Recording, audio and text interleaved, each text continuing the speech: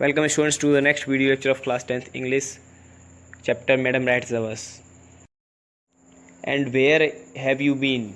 Said her aunt when Valli came in. She spoke very casually, not expecting a reply.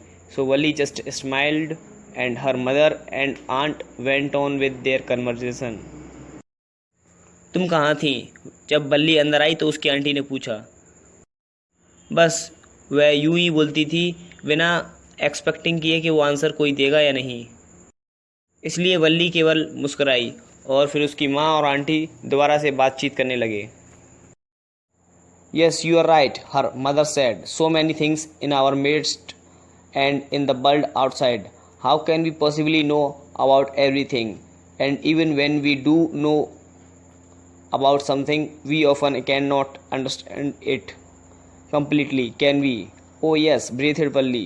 What? Asked her mother. What's that you say? Oh, said Valli, I was just agreeing with what you said about things happening without our knowledge. हाँ, तुम ठीक कहती हो, उसकी माँ ने कहा। हमारे बीच और बाहर की दुनिया में इतनी सारी चीज़ें हैं, हम हर एक चीज़ के बारे में कैसे जान सकते हैं, और जब हम किसी चीज़ को जान भी जाते हैं तो उसे पूरी तरह समझ नहीं सकते। समझ सकते हैं क्या? अरे हाँ, सांस ली वल्ली। क्या?